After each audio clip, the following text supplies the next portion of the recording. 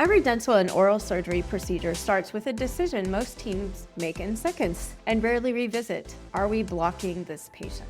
And is the whole team actually ready for what happens next? Today's guest has spent his career providing the nerve block and briefing before it are just as important as the procedure itself. I'm talking with Dr. Chris Snyder, Associate Dean Hospital Director, AVDC Founding Fellow in Oral Maxillofacial Surgery, and one of the most published voices in veterinary regional anesthesia, about pain control that actually works, the team leadership that makes it stick. This is Pawsitive Veterinary Dentistry Podcast. If you've ever second-guessed whether a regional block was worth the extra 5 minutes chairside or wondering how to get a whole dental team rowing in the same direction, today's episode is for you. My guest is Dr. Chris Snyder. He's a diplomate of the American Veterinary Dental College and the European Veterinary Dental College. He is also a founding fellow in oral maxillofacial surgery.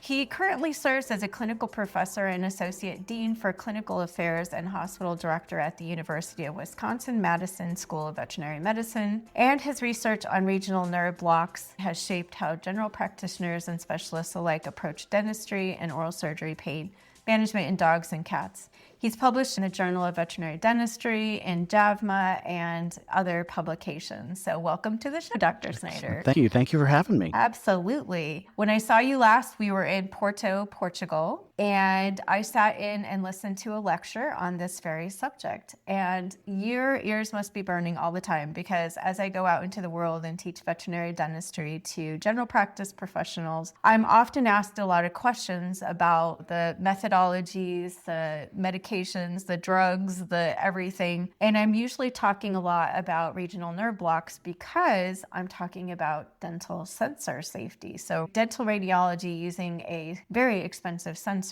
I always tell people nothing you wrap on the outside of that sensor is going to keep it safe. What keeps it safe is our ability to provide adequate pain management and monitoring for these patients. So usually that's where the talk starts regarding regional nerve blocks and how incredibly important that is to our success when it comes to doing these procedures. But my primary motivation is actually the patient. I don't want them to be painful. And I worked in this profession long enough to remember a time when we didn't do a very good job of pain management. So I feel this episode is going to be super helpful for everyone out there to clear up some controversies, to understand the science behind what you're doing and what your future research is going to look like, and just really get us prepared so we can actually do these nerve blocks. Absolutely. Yeah, I think that, my journey with regional anesthesia and why it was something that I was so interested in really came from my time during my residency here at Wisconsin.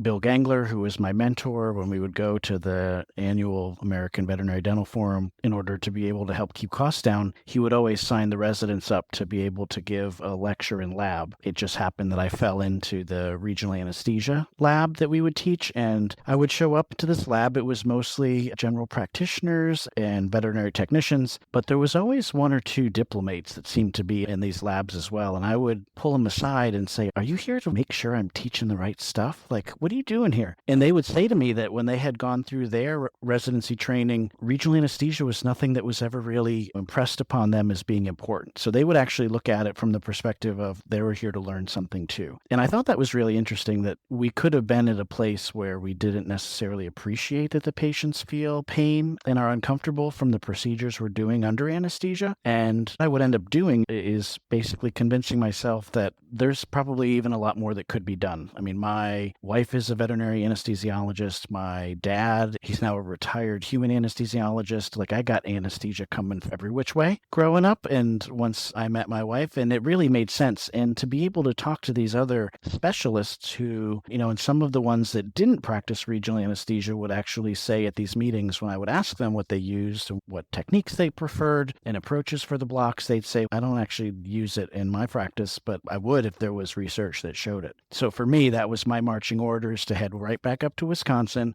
and see what can we do to actually test and evaluate to make sure that this actually works. So that's really kind of where it all started, was being able to prove that just because we do things in human medicine and then we mimic it on the veterinary side, actually looking for where's that objective data that says that yes, this is actually works and this actually makes a big difference. So that's kind of where things started for me. And, it's just kind of taken off from there. It's like a lot of things in vet med. Once you start down a rabbit hole of learning more, you just start questioning other things that you do. And then all of a sudden you have a career laid out before you if it's something you're interested in. Yeah, and I bet you and your wife have lots of interesting dinner time conversations about pain management and anesthesia in these animal patients. So you live and breathe it, and it sounds like you were born into it. I like the fact that when you get thrown into participating in helping teach a wet lab, that you're like, oh gosh, I need to hone in my skills on this and get better at it. I have the privilege of teaching with a lot of veterinary dentists, and I will absolutely listen to everything you tell the doctors that you're teaching or the teams. And it's interesting to note that everybody teaches it a little bit differently. So it doesn't mean that there's a right or wrong way specifically, but sometimes it can be what someone's personal experience is. I have a lot of veterinarians, though, looking for proof of concept. So what you said about the research, I feel is so important, because they could listen to me or anyone say X, Y, and Z, and you should do it this way, but then they often want to have some research to back it up. So I'm really excited to hear more about that today. But before we get into today's topic, my last guest, Dr. Kendall Taney, who is also a fellow in oral maxillofacial surgery and did a talk with me on cleft palates in puppies and kittens, left you a question. So her question for you is, what is your favorite procedure to do? What gets you excited when you see that procedure on the schedule? Oh, that's a great question. I think it's easier to come up with thinking of the procedures that I don't like to do. I think for me, I really do like the surgery. I like the hands-on piece. I think what attracted me to dentistry in general was, as opposed to a lot of the different medicine topics and specialties within vet med, is the dentistry piece is so hands-on. There's a lot of instant gratification of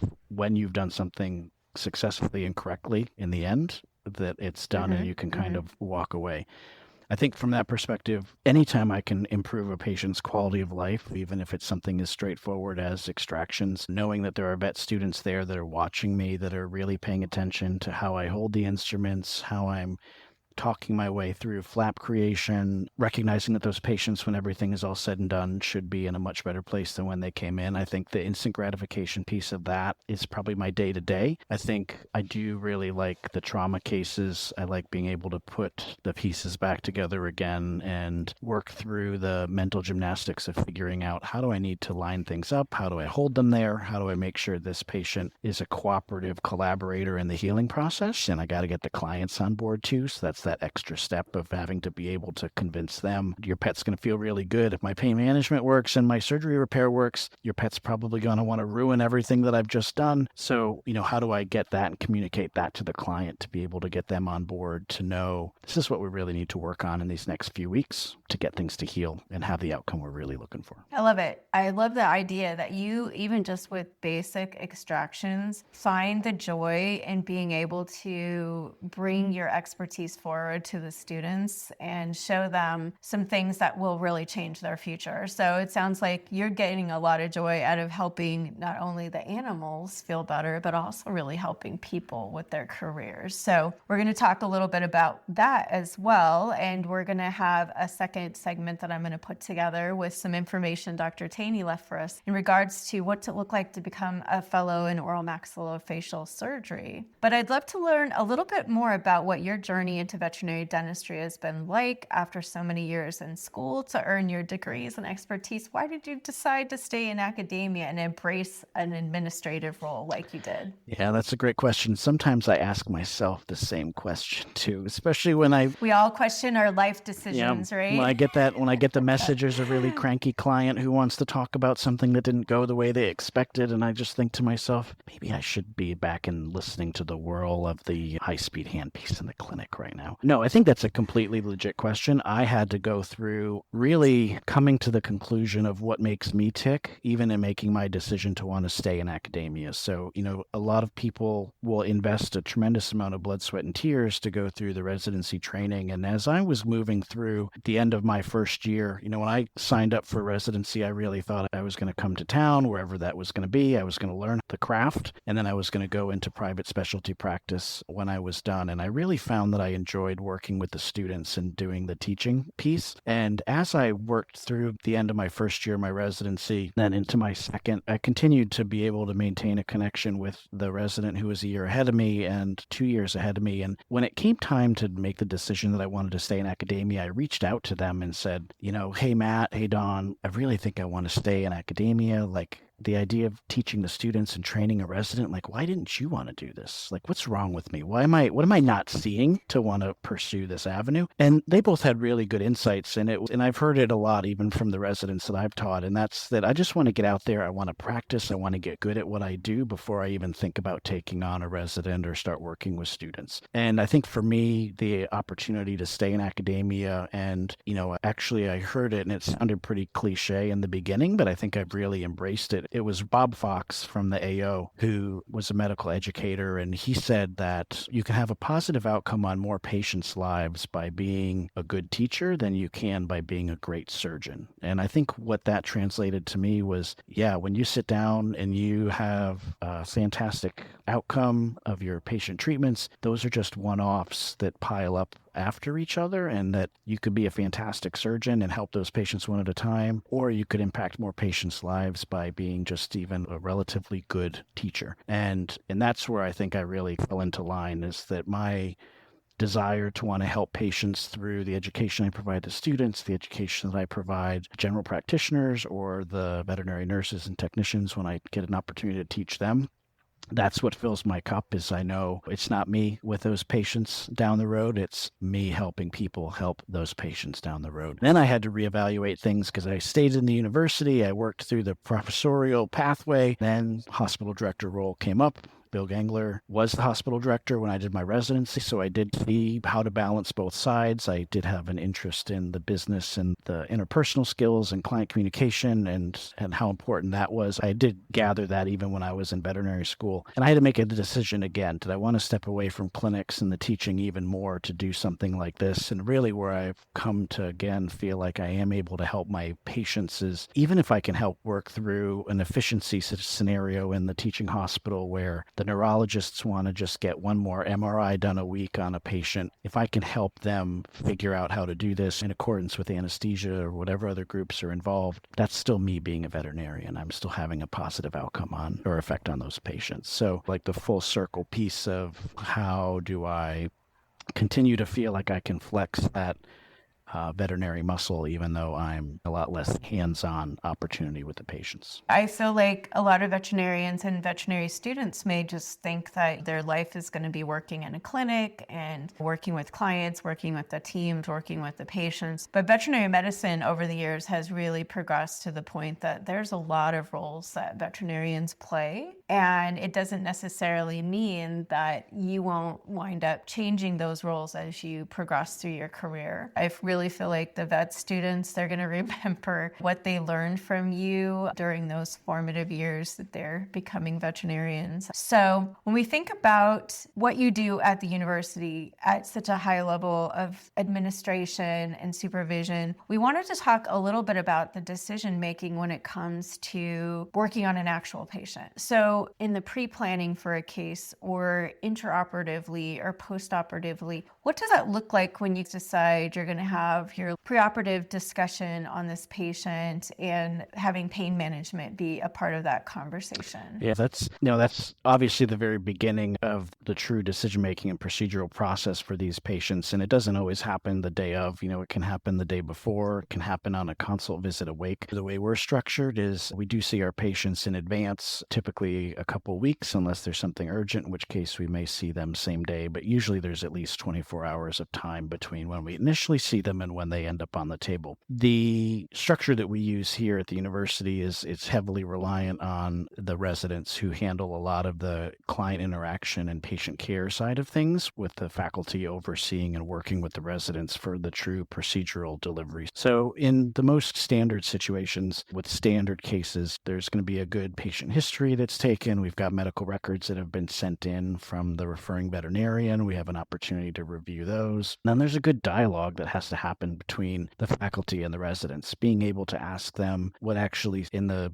medical records, what's in the patient's history, what kind of medications are they on. It actually, I think, because I have to ask the questions and I have to evaluate their answers, it's probably made a lot more stuff stick fresh in my mind that I learned in vet school that probably should have just dried up and withered away. But being able to ask them questions about why does this particular drug going to interact with something else that we might use or prescribe really helps to kind of keep things fresh. So once we have a real holistic picture of what the patient's coming to us with their needs and what's in their medical record history in conjunction with the signs and symptoms that the client has told us about, it becomes the procedural planning side of things. Here, we always get approval for local blocks and radiographs before we do any type of more invasive type of procedure. So even just from the get-go, what is the client approving on an estimate in a consent form? It's going to be the cleaning oral exam under anesthesia and radiographs and local blocks. And that really gives us a lot of flexibility from the perspective of the patient gets under, as long as there's not just an overwhelming crazy amount of calculus, we can go ahead and try to do our oral exam if we feel like we can see what we need to see with what they come in with as far as accumulation goes, then get the radiographs and potentially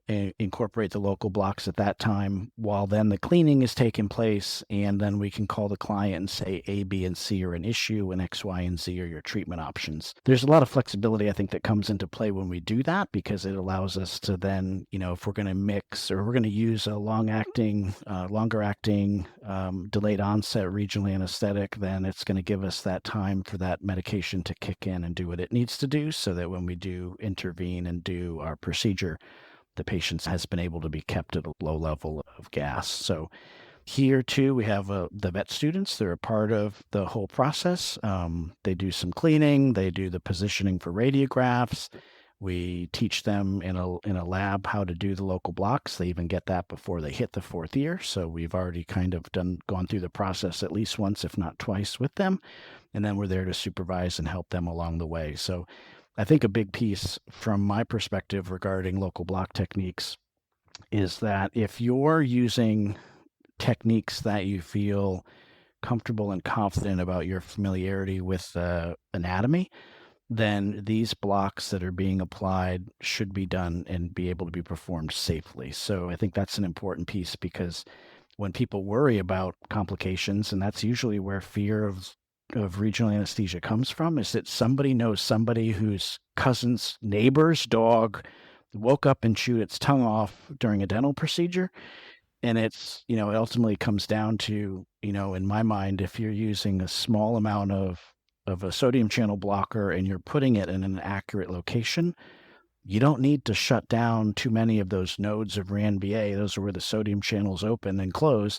You don't have to shut down very many of those to stop the propagation of that that signal to the brain of something's painful. So even using students regularly, and the worries and concerns about complications associated with anesthetizing things you don't intend to, knock on wood, if you pay attention to all of the good rules of thumb, then you should be safe. Yeah, we're going to talk about some of those safety rules. And I love that you discussed the fear, because if someone has had a complication during a procedure with a nerve block, that causes that veterinarian to decide they're never doing nerve blocks again. I feel really sad about that, because then there's going to be so many patients moving forward that don't have the benefit of having that additional pain management strategy, which is really night and day. I remember when we used to not do nerve blocks, we started doing them in 2005. And during the time before, our patients would wake up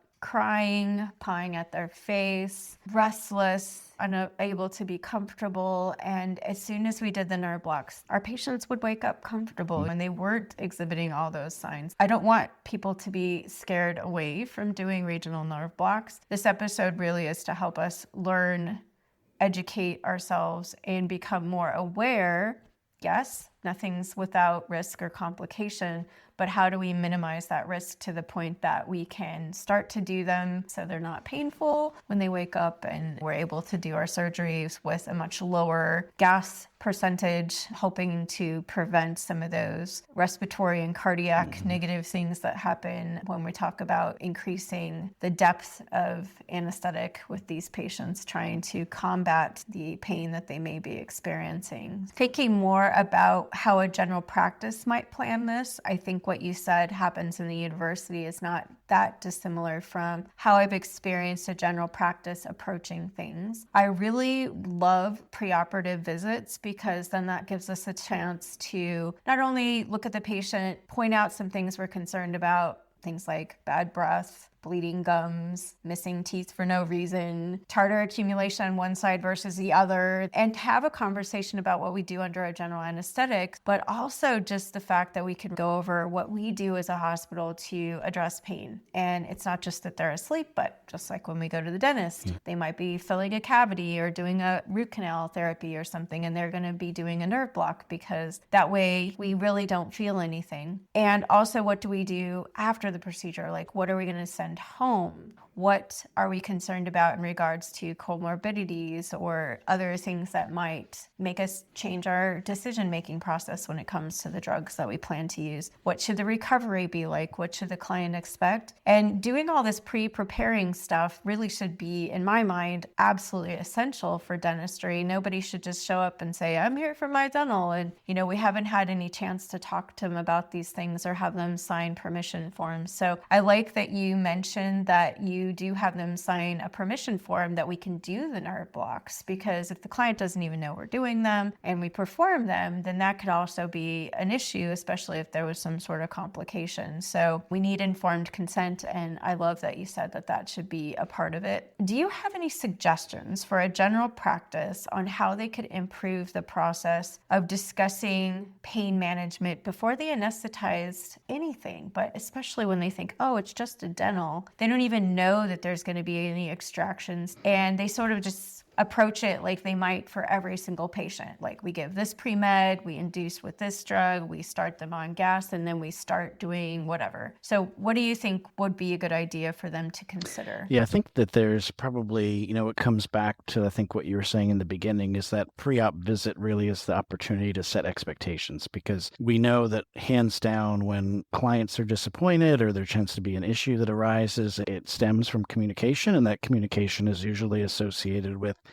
poor expectation setting or misaligned expectation setting. In the scenario where you're looking at patients and you want to have conversations with clients, I think it's real easy in my mind and in my experience to be able to make the connection with clients when you use the keywords that they understand. They understand pain, they understand infection. Talking to clients about the fact that, hey, when you go to the dentist, this is, walk in, you have a procedure done, and they need to set you up most of the time so you can go back to work when you're done. We want to do the same thing with your pet. We want to use a multimodal anesthesia, meaning we want to take pain management drugs from all different types of classifications. We want to use little bits of it here, there, and everywhere, because together at low doses, they're not going to have the same cardiorespiratory depressive effects that you mentioned with the high levels of gas. And this is going to help us be able to give that patient back to you, or give your pet back to you, much more like it came in. The last thing I want to do is send your dog or your cat home feeling dopey and dumpy. Certainly if they've had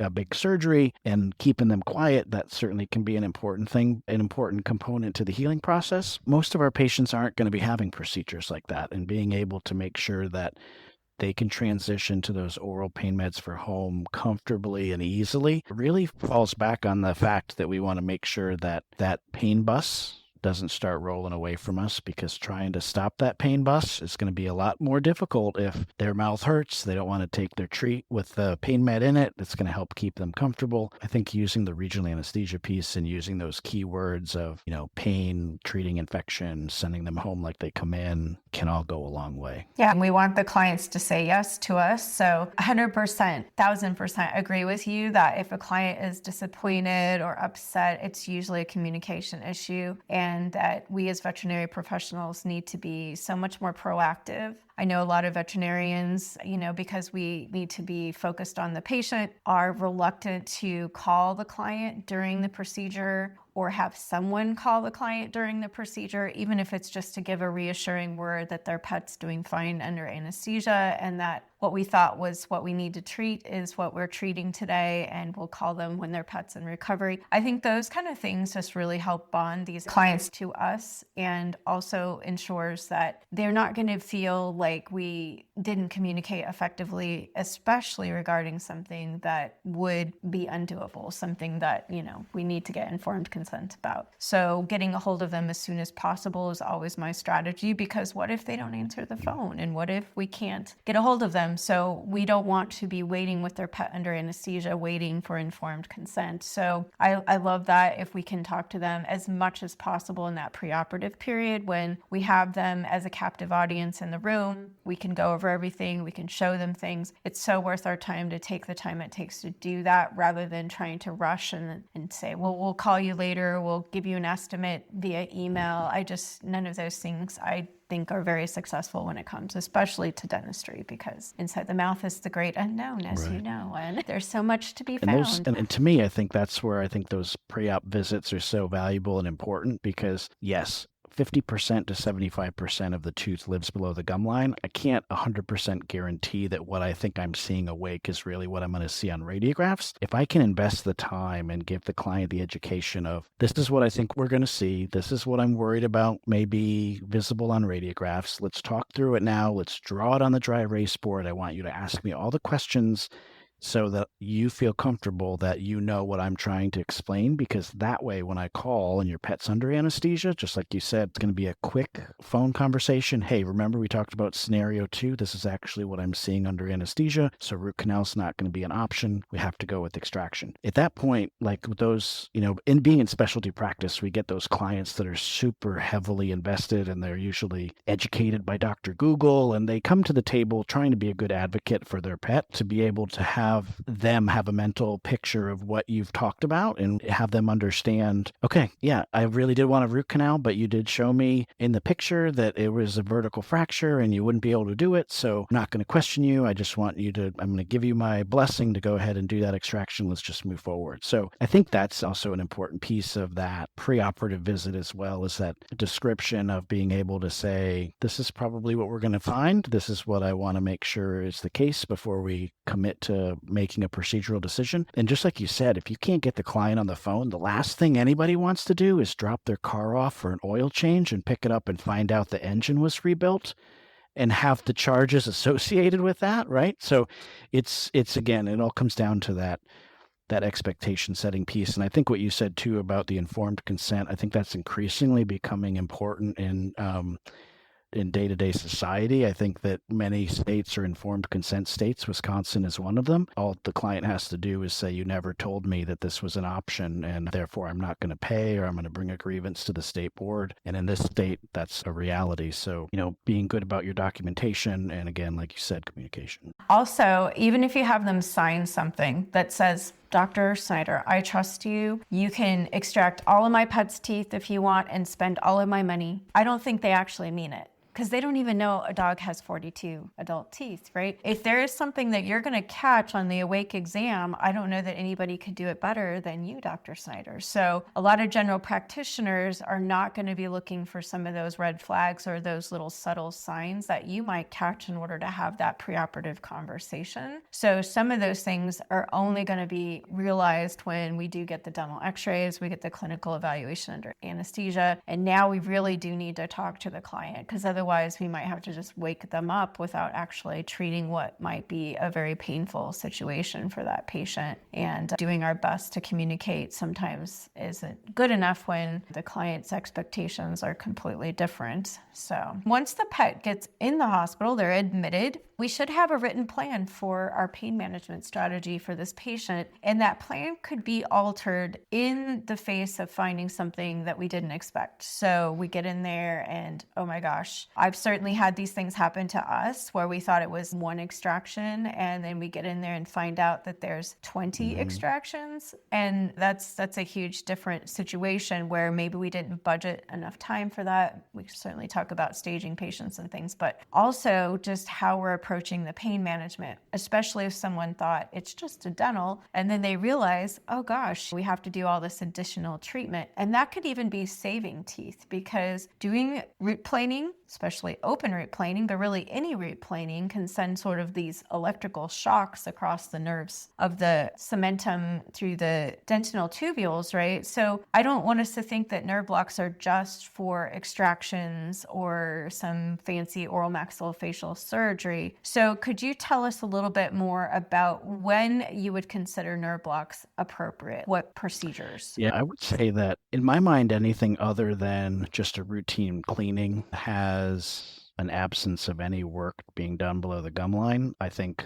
anything beyond that, we're probably starting to look at needing to be more aggressive with our pain management. I would even say that, very early on when I finished veterinary school, even my wife was an advocate for the fact that even just a dental cleaning, these patients maybe would benefit from like an injection of Torb coming off of the table. It really was only in the past year and a half that even through my dentist, I went in for a cleaning and there was a new hygienist I hadn't worked with, and she used the ultrasonic, and I was white-knuckled grabbing onto the arms of that dental chair because just the ultrasonic was uncomfortable for me being awake. So I haven't gone back to that hygienist since I've switched, and I'm back to somebody with hand instruments. But nonetheless, so in my mind, all those other procedures are going to benefit from regional anesthesia. I think that there's a very limited number of scenarios where I would elect to use and be more heavy-handed with my systemic pain meds than to rely on the benefits of the regional anesthesia. And I think the easiest way to think about what those collection of procedures would be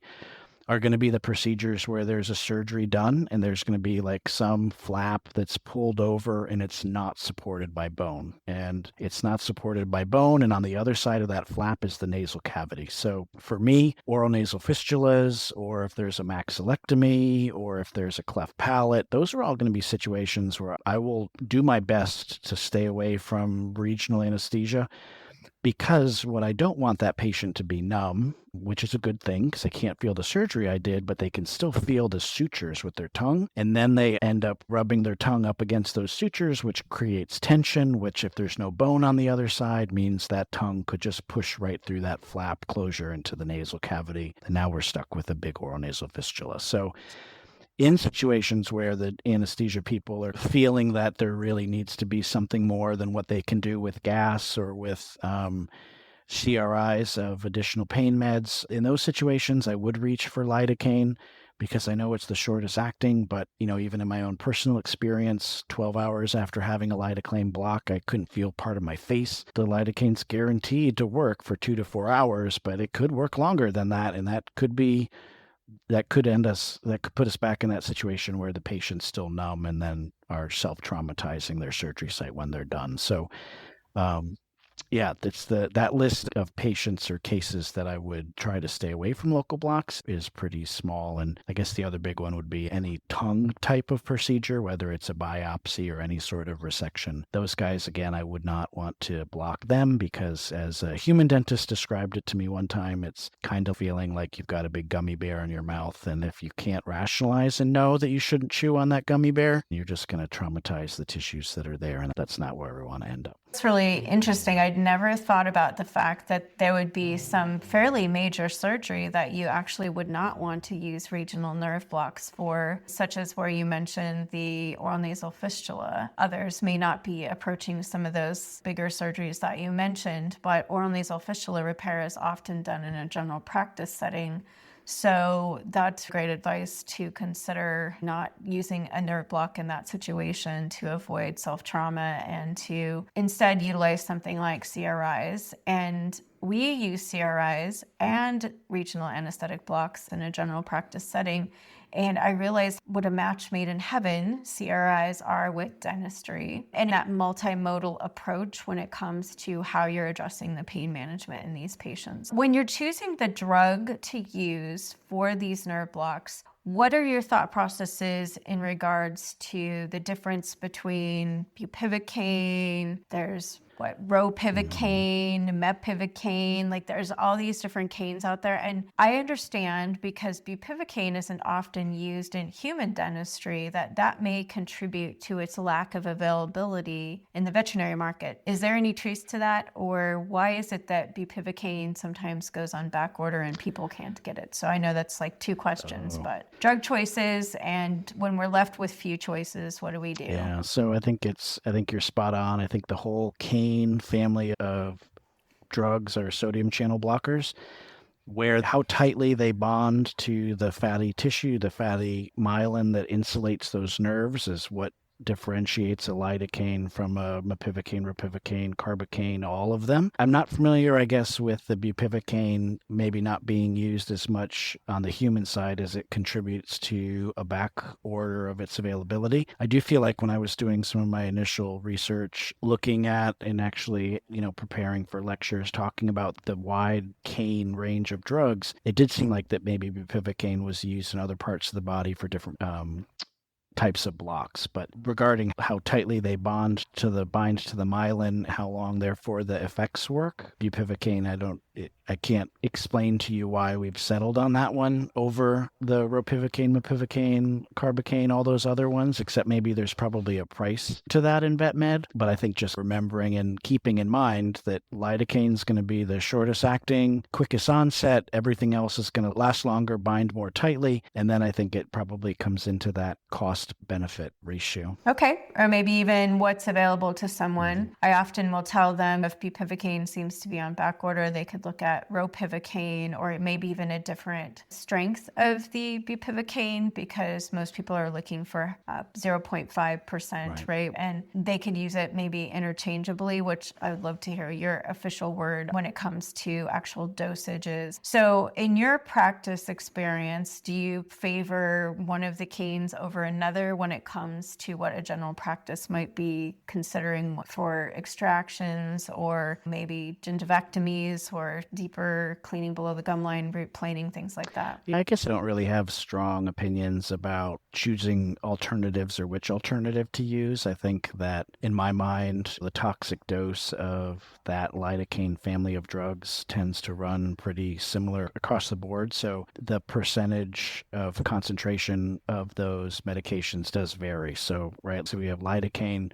it's a 2% solution. It's 20 mg per mil. If we have bupivacaine, that's 0.5% solution. That's a 5 mg per mil. So 1 ml, you'd have the same binding capacity of those two drugs between taking 1 ml of lidocaine and taking a quarter of an ml of bupivacaine that's 0.5%, and they'd have the same risk as far as a toxic dose goes. So to me, it really doesn't matter which of the family members you want to use for the canes, as long as you know how to do the math for the toxic dose so that you know that everything's going to be safe for that particular patient at that particular size. I think that's what really matters. Right, and especially for the smaller patients, we get to those patients that are greater than 10 pounds or so, like we probably wouldn't even get close to even half the maximum toxic dose for that patient for any reason if we were blocking all 4 quadrants. So always calculate your toxic dose or your maximum dose for that patient and document that in your chart as far as your plan, and then stick to the plan if you had to block all 4 quadrants. Does that sound like a good strategy when it comes to the drug that you pick? Yeah, and I'm a big believer too of the the benefit that having a little bit of opioid mixed into that local block also extends its duration of action. So, and what we've done some investigations into is the use of buprenorphine. So just using 0.05 mLs is 15 micrograms of buprenorphine. And that's, unless you've got a 1 kilogram animal, 15 micrograms really shouldn't be much of anything for those patients. But using that small microdose of opioid mixed into the syringe, and whether it goes into one local block location or that syringe is distributing across 4 blocks across the mouth, it does seem to extend the duration of action. Those patients stay comfortable. So that was a research paper that you published in the Journal of Veterinary Dentistry, I believe, in 2016. And your wife, Dr. Lindsay Snyder, was also a part of that research and really changed the discussion around using bupivacaine and adding in something like buprenorphine. Now, when you did this particular study, it was meant to reduce the MAC of these patients when it comes to the gas anesthetics that we are using and decreasing the cardiorespiratory effects of the gas anesthesia. What do you think was your biggest takeaways from working with buprenorphine, adding it to bupivacaine, and bringing forward the scientific research to give us some better information on whether we should be doing that or shouldn't be doing that? Yeah, I think that in that study when we did it was bupivacaine by itself versus the bupivacaine plus buprenorphine. And what we were doing was testing, could the dog feel what we were doing before the block versus after the block? And then in subsequent days, just anesthetize them and stimulate them to see if they would respond. I think for me, that paper really did kind of change the discussion, like you said, from the perspective that, adding a little bit of opioid to your local block can make these patients feel comfortable for multiple days longer than just the bupivacaine by itself. I think the other important piece of information that came out of this was kind of like what I said earlier, where even my own lidocaine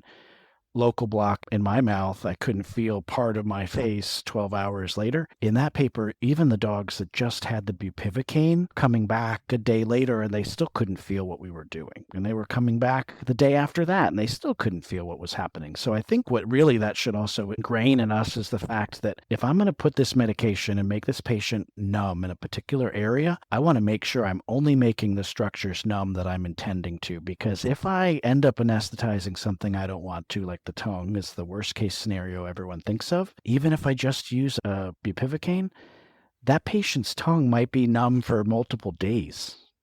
And that's never what I intended in the first place. So, and you can't reverse that. No. So you found that the bupivacaine actually lasted longer than you thought. And I did read that in that article. We think, 4 to 6 hours. That's been commonly published, but that may not be the case. And they may actually feel that lack of sensation for way longer, maybe a couple of days, you said? And I think it comes down to, like, when we talk about these medications and how long they last, I think it ends up being that these are the label indications for how long the company feels confident to say this medication lasts for this long. They don't tell you the maximum time it's going to last. They only tell you what the minimum time is. And then that's where each patient's going to be a bit different. How long it takes them to absorb it and clear it's going to be different and can extend its effects longer than that. How did you come up with the 15 micrograms of buprenorphine to be spread amongst all 4 quadrants as needed? I've always wondered. Yeah, it ended up just being a translational application from what seemed to be used on the human side. I think using, when I got into the literature and human medicine and human dentistry put an awful lot of money and research time into figuring out what can I add and how long will it extend the duration of action. The naysayers early on in these studies were like, of course your patients are more comfortable for longer because they've got opioid cruising around their system, and when it gets to their brain, it numbs this fact that the signals are being sent that there's discomfort. And that's when the literature started to move to actually testing how much opioid was detectable in their serum. spectrum. Those patients that were saying that they were pain-free and not feeling discomfort, when their blood work was evaluated for how much opioid was cruising around, it was like not detectable. So the fact that working locally, and we know that if you have chronic pain scenarios in the peripheral nervous system, opioid receptors they'll just develop in those sites. The small doses of the opioid work at those receptors in those local locations, and that's where the comfort is managed. So we're still thinking local anesthetics. We're not thinking about systemically affecting the patient as a whole, which I think is really important because we don't want the pet to go home being drugged out and just not behaving properly as far as the client thinking their mentation is normal, or they may be vocal or something that sometimes these drug categories can cause dysphorias. This isn't going to affect that. This is really staying in a localized area to affect the pain sensation that's perceived. When you think about it, I always tell people it's not that their face is numb for an extended period of time, hopefully, but it's just that they're not painful. So we're sending them home, not painful. And then you could add an additional class of drugs as their go-home medication, which do you prefer, if it's possible, to send home some sort of NSAIDs or something like that post-procedure? Yeah, I think most of our patients are going to be pretty comfortable going home on an NSAID plus or minus maybe some gabapentin or pregabalin to top things off. I feel like I learned pretty early on during my internship that by giving the client some ownership in the decision-making process of whether or not they think their pet is painful or not really will cut down on the client calling with concerns. So it's pretty, the NSAIDs are pretty straightforward. You're either giving them once a day or twice a day, but then, some flexibility with whatever else you're going to use with it. Like I said, the pregabalin, gabapentin, tramadol, whatever it may be, and say, give half to one pill every 6 to 8 hours. You've all of a sudden given a client a wide range of them being, and they know the pet better than we do. Like we only see them in a one-off short period of time. They can recognize if they know their pet's uncomfortable and be able to address it, always knowing, let's start with the lowest dose first. Let's see if it works. You can always give more. You can't take it back. And then that helps to make them have a better experience, I feel like. We got to keep the client as a part of our team. And I did a really great episode with Dr. Chris Bannon, and the episode was titled Dentistry is a Team Sport. And one of the people on our team is the client. So we really have to get their feedback, because when we send this pet home, we're not watching them. And we need to get some information on, do they seem comfortable? So even using some basic pain scoring artwork, like the little grimace pictures, to help the client better assess their own pet at home to discern whether or not the pain management strategy that we're employing is actually working. Is that something that you do as well when it comes to sending the pet home? Give the client some information on what to expect, and the fact that we're using something that's hopefully going to keep them comfortable for, didn't your research tell us that it was up to 48 hours with the addition of the buprenorphine to the bupivacaine, or what's the parameters on the addition of the buprenorphine? Yeah, the buprenorphine. So when you looked at the small number of dogs that we worked with, 8 dogs that saw both bupivacaine by itself or bupivacaine plus buprenorphine, at 48 hours, half of the dogs that had the combination of opioid plus bupivacaine still couldn't feel what we were doing. So 1 or 2 of the dogs actually made it out to 96 hours and still couldn't feel what was happening. The challenge, I think, with evaluating studies that have small numbers like that is that we didn't have statistical significance because we were only working with 8 trials of each application. The other thing that was interesting that I think would have probably separated the bupivacaine from the bupivacaine buprenorphine group even more was that these dogs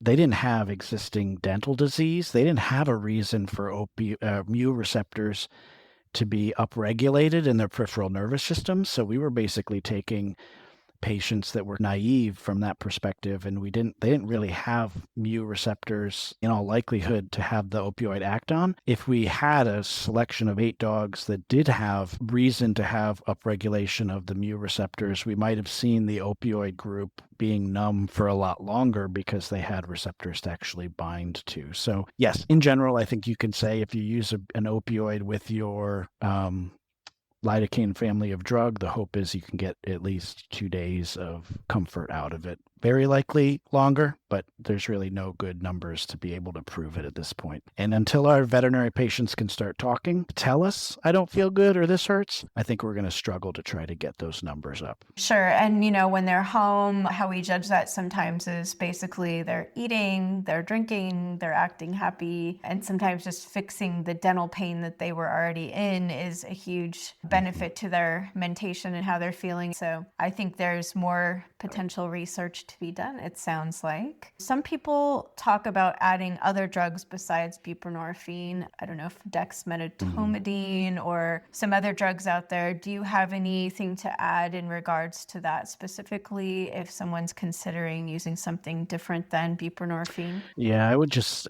from my familiarity with the human literature is that even when you looked at trying to add things like even ketamine or any of the alpha 2s, like you were just talking about, nothing outperformed the opioid group. So people kind of fall back to the opioids over and over again. I'm not familiar with veterinary literature that looks at the effectiveness of using an alpha 2 solely as your local anesthetic. I think that's where the human side has gone to using these alpha 2s specifically and exclusively for regional anesthesia, not even using any of the sodium channel blocking drugs. So I don't think it's out. I'm not familiar that it's out there. I certainly don't believe that I've seen it in the veterinary dental literature, but we do know from the human side that there are these other classes of drugs that can work, maybe don't work quite as well or as long, but for different reasons, like maybe patients that can't be, they're intolerant to opioids or they can't have exposure to opioids, then having these other drugs to choose from can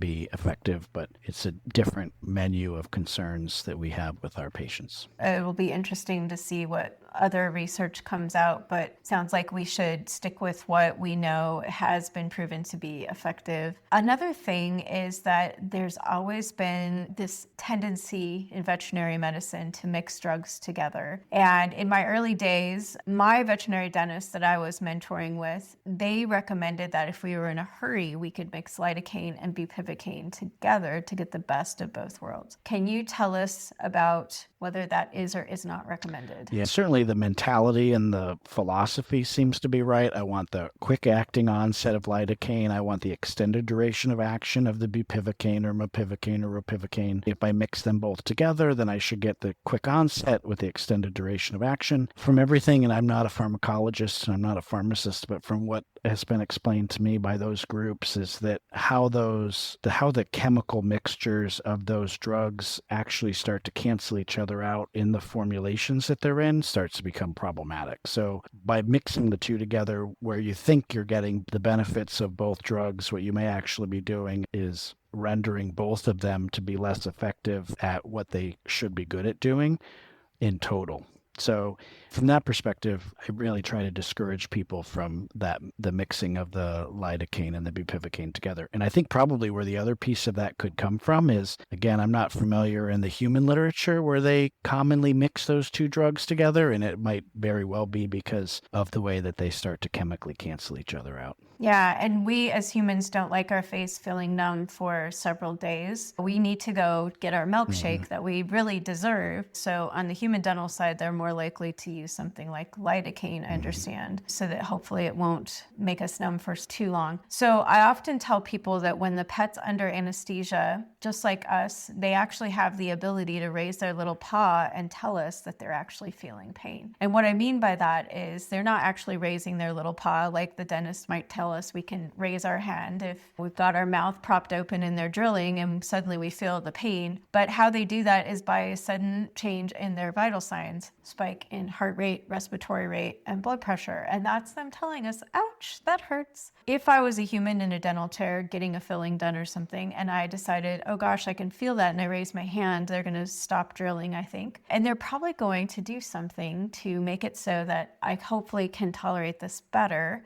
which is actually redosing me with some additional local anesthetic drug. So when we have a patient under anesthesia, they may be in chronic pain already from whatever dental conditions they're dealing with. And then we're gonna add surgical insult onto the top of that. They are under a general anesthetic. Hopefully we've been able to give them some pre-medications. We've done our nerve blocks. We did the proper technique, which we're gonna talk about your preferred nerve block locations and your preferred dosage wise. If we notice that even though we did everything to the best of our ability, the patient is reacting to that painful stimulus, is it something that you could redose, or would you approach it as in, okay, now we're going to add a CRI, or we're going to dose in a different location? Like, what does that look like to you in a practical sense with the patient under anesthesia? Yeah, I think that's a great question. I think that if it seems like they're responsive in a way that the local block that we delivered didn't work, I think that redosing them and reapplying it makes sense. I think that if it's a type of a block, like maybe it's an inferior alveolar, maybe we did it intraorally before, maybe they're responding more than we would like, maybe we'll try and do it extraorally for a redose scenario. I think there's an opportunity, though, to be critical of what's the stimulus the patient's actually responding to. Because I had primary care doctors come visit me from another institution, and they picked up the buprenorphine addition to the local block piece, and they brought it back to their home veterinary teaching hospital. And I ended up getting a nastygram from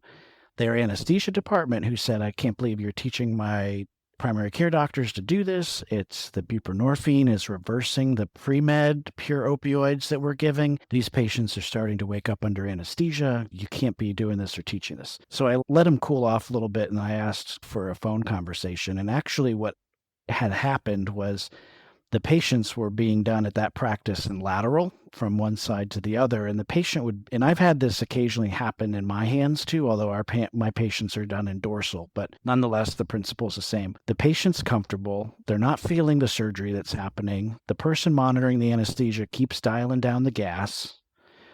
And then you get to the point where you do something that's enough stimulation that makes them want to wake up. And at that practice, in that teaching hospital, it was the fact they were rotating the patient from one lateral side to the other.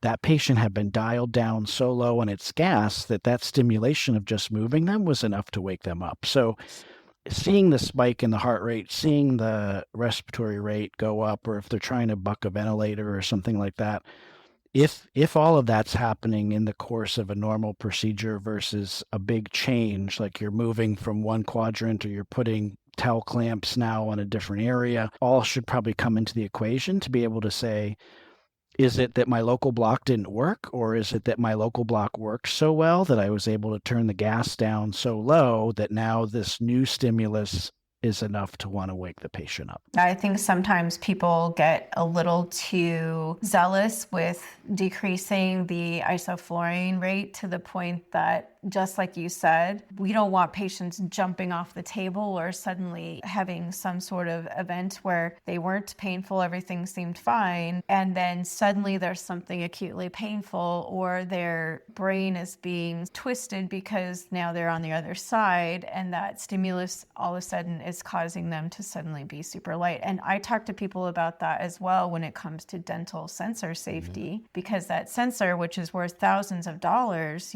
those patients, that shouldn't really hurt. But if the pressure against the tooth from the sensor and putting it somewhere where it needs to be to take a dental x-ray suddenly spikes that pain threshold, they're going to chomp down on that sensor. So as an anesthetist or someone monitoring the patient, we've got to take all of this into consideration, because it's not as straightforward as what someone might think. If you are doing a redose, would you do the same exact volume or milligrams that you gave with the initial dose, or do you use something less, or what would it look like for you? Probably for me depends on the location. I'm a big believer of using small volumes and placing them very accurately. So cats and small dogs, 0.1 mLs, medium-sized dogs, 0.2 mLs, and then large breed dogs, 0.3.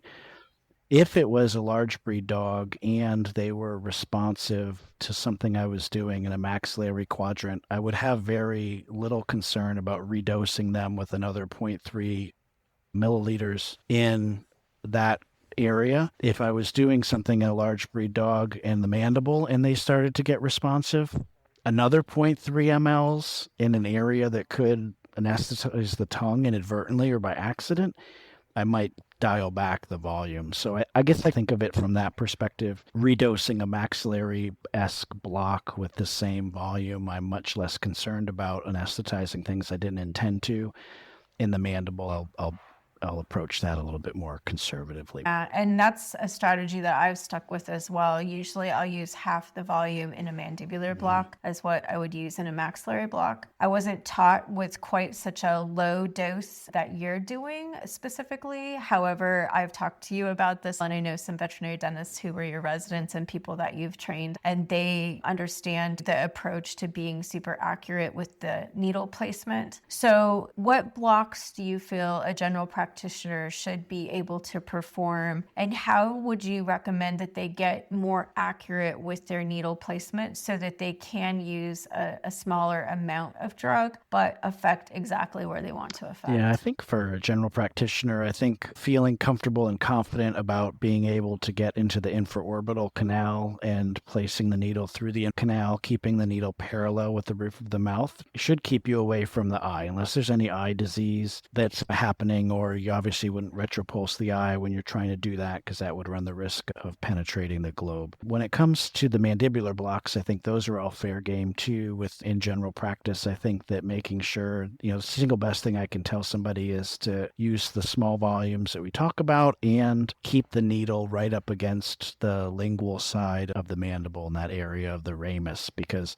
if we know we're right up against periosteum, we know we should be far away from the lingual branch of the mandibular nerve, and that's the one that we're going to be concerned about anesthetizing sensation to the tongue. So I think everything tends to be fair game from that perspective. When I teach labs or when I give this lecture to a technician audience, though, I typically don't do the lecture piece about threading the needle and doing the maxillary block. And that really only stems from the fact that I completely trust my veterinary technicians in our hospital. I feel, like I said, the students are doing the blocks for us all the time. If inadvertently the globe gets penetrated by the needle, it's like almost a guarantee that it's going to get uveitis and it's going to have to be enucleated. And that ultimately falls on the doctor's license. So in a technician audience scenario where I can't control the doctor oversight, I can't give you feedback to make sure that you're doing this in the safe way possible, just to make sure we're not going to have a problem down the road. I think that's the piece where the audience changes a little bit in how I deliver the information. The benefit of knowing how to do it doesn't change, but the risk of what happens when something goes wrong is going to be very different for a technician than it is for a doctor. Sure. I know the technicians that I teach, they're pretty squeamish, I guess, reluctant about taking the needle and advancing it very far into that infraorbital canal, but they can often feel really confident at least doing an infraorbital block. Now, the infraorbital block, if it's placed in more of a rostral area, will affect maybe some of the fourth premolar. Is that correct? Or do you feel like it doesn't really do much for the fourth premolar if you're placing it there just in the vestibule? Knowing where the nerve branches off into the bone and then travels through the bone to get to the pulp of all of those teeth in front, I think you have to be less confident that it's going to be effective. I think probably in my hands, using the smaller volume, it's probably even less likely to be as effective as I'd want it to be, knowing that there's some flexibility to use a little bit larger of a volume in the maxillary because you're not worried about anesthetizing the tongue. You could probably find a happy medium somewhere and say an infraorbital block with a little bit larger volume could give you a better sense of reassurance that you could get an anesthesia to the upper fourth. But certainly, it's like cutting down a tree. The closer you get to the base of the tree to cut it down, the more likely you feel good you got the whole tree cut down. Any of these blocks that are rostral to the maxillary nerve, it starts to get into just the branches of it and less confidence that you got it all. The inferior alveolar mandibular block is commonplace. There was a study that was published in the Journal of Veterinary Dentistry, I believe somewhere around 2011, that discussed how that's not very effective. And we kind of have abandoned the effort of doing the mental block. In the years before, we were doing them, especially if there was a larger patient where we could pretty easily find that foramen to place the block, the needle actually inside the foramen. But because of that study, and specifically, we don't want to traumatize the nerve as it exits that area. Is that something that you guys also say the same thing? Like, let's just not worry about the mental block and just do the inferior alveolar mandibular block?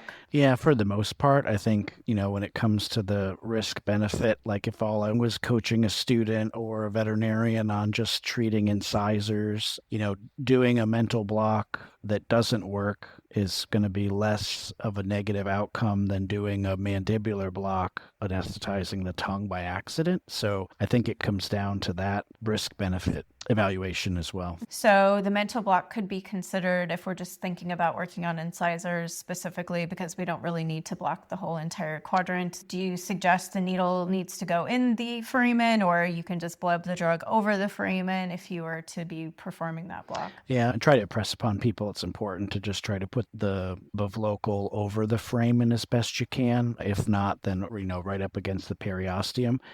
I do think that the questionable results of that study from the early 2010s stems from the fact, like you said, the idea that local anesthetic needs to get into the frame and into the mandible where those little nerve fibrils branch off into the bone and then travel to the pulps. By putting the bleb right over the foramen, you're really hoping that it just weeps in and gets penetration back to that space. I do think, and I agree that, the risk of putting a needle through that foramen into the mandibular canal is probably way more traumatic than it's going to be beneficial. When it comes to your approach to the nerve blocks, do you prefer an intraoral approach or an extraoral approach? Because I know that there's a lot of mixed opinions about that. My personal opinion is that I think that if you're good at one or the other, you're probably going to be more accurately placing the needle where the nerve needs to be anesthetized, versus it might be really good in someone's hands, but then they try to do the other way and they're just not so accurate. What's your opinion on what the best approach is, intraoral or extraoral? Yeah, I agree. I think that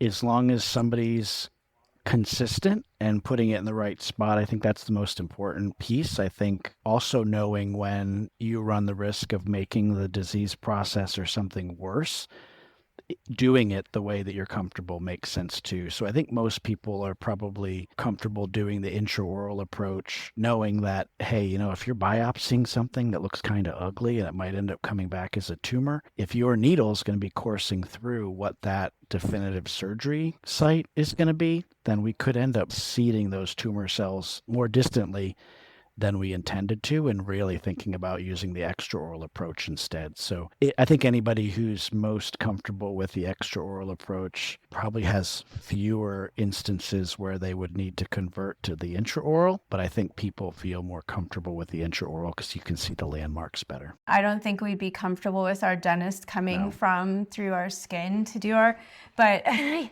actually learned the extraoral approach for that inferior alveolar mandibular block and an intraoral approach for the maxillary block. So it's kind of like what you learned, how you learned it in the beginning, how you practiced it, and then you just perfect your technique. So you probably are really successful as an individual delivering the drug exactly where it needs to go. And I am all with you about keeping that needle really close to the bone on that inferior alveolar mandibular block. I would reach in with my finger intraorally to basically press that needle up right against the place that I needed it to be, using an extraoral approach with the needle. And I'll knock on some wood somewhere, but I've never, had a patient in 21 years of doing nerve blocks, wind up having anesthetized their tongue or cause that type of complication. So, and obviously this is not, a lab or lecture on how to do nerve blocks, but there's a lot more reading people need to do, and also really understanding the risks versus the benefits and how we can work safely when it comes to our drug dosages, our needle placements, making sure we're not injecting intravascularly, giving the block enough time to work before we actually start doing something surgical on top of whatever chronic pain that they're in, and that sometimes nerve blocks don't work, right? And so in those specific cases, we have to decide, is this something we want to approach from a different location, redosing the patient, or approach it more from the fact that we're going to have to consider other options when it comes to CRIs. And like you said, we don't want patients self-mutilating, and we know now through your research that some of these blocks could last a lot longer, and even your personal experience, than what we think, and the patients can't tell us, right? And other things that can happen too are traumatizing nerves and causing ongoing neuropathies and things like that. But these patients, we know, really benefit from the use of regional anesthesia and this multimodal pain approach, and making sure that we consider benefits versus risks. So to summarize what we've talked about today, Dr. Snyder, what would you like to make sure that we don't miss, or something specific that you want the listeners to take away from this conversation today? Yeah, I think that, everybody's in veterinary medicine because we're there to advocate on behalf of the patient. So I think really being proactive and thoughtful about what can I do to make sure these patients are as comfortable and as safe as possible. I think in the best case scenario, we have a holistic approach to managing that patient's discomfort, not only during the procedure with local blocks, but after the procedure with local blocks continuing to act. Maybe their pre-meds take a while to get metabolized out, and then transitioning them to medications for home. And I think, again, thinking about using a little bit of this medication, a little bit of that one, and where we can, give the client some flexibility with how much they give or how frequently they give it is helpful. The only other pearl of wisdom I'd throw along with that is I learned this the hard way during my internship. I told a client to give, a patient came in on ER, I told him to give tramadol, that's what we were using at the time, and I said they could give it 3 times a day. Patient, I saw it on a Saturday. On Sunday, they called me at 1 p.m. and basically recounted to me that the dog was painful again. And I was like, when's your next dose of tramadol? And they were like, not till tomorrow. And I was like, I told you 3 times a day. What do you mean? And they said, well, when I got up this morning at 8, I gave them the first dose. Then they seemed pretty uncomfortable again at 10, so I gave them the second dose. And then by 12:30, they seemed not quite right, and I doing what we came in and saw you for, so I gave them the third dose. And I was like, got it. Got to give some parameters. Again, it comes down to expectation setting, communication, everything we talked about in the beginning. It circles right back around to all of that. And, again, just recognizing that the clients are going to be a partner in our delivery of care for these patients, and everybody's here for the same reason. 100%. We are here for the same reason. That's really great. And I feel like also we have to make sure that the instructions are clearly written down, because they'll go home and they'll forget what we said to them. And so, the label on the bottle of the meds, even, you'd think that would make all the sense in the world, but sometimes they just need to have very specific, like, this is what you need to do. And also what to expect, because they might have thought their pet was painful, but maybe those weren't actually the signs that we would have read into that. So that's great advice. I love it. And I'm sure you have so much more advice as well. We can't possibly cover this all in just one episode. So we might have to have you back on to talk some more about some of your experiences. So Dr. Snyder, this has really been an amazing masterclass. But before we leave, you get to leave a question for our next guest. So what question would you like someone like yourself, another boarded veterinary dentist, or it could even be a technician like myself, a vet tech specialist in dentistry, that would be interesting for them to answer for us? My question would be, looking back over your career, what innovation, idea, or shift in thinking has had the greatest positive impact on veterinary dentistry? What do you think the next breakthrough will be? Perfect. That's a great question. And that's, future thinking as well, because we can reflect back on the history of our profession, our experiences, and then think about what does the future hold, because things are changing really rapidly. And with new research and new thoughts and all these people working hard on these things, what are we going to come up with for the future? I love it. So thank you so much. So where can people learn more about your work and follow what you're doing there at the University in Wisconsin? Probably to follow and find out all that I've done and where I've published, I think through my profile page through the University of Wisconsin. We can link that in the show notes so that people can find you there, and the relevant publications that we discussed today. So that's Dr. Chris Snyder. Thank you so much for joining us. To our listeners, if this episode changed how you think about your next dental block or your next team huddle, share it with a colleague and leave us a review where you listen. We'll see you next time on the Pawsitive Veterinary Dentistry podcast. Thanks, everybody.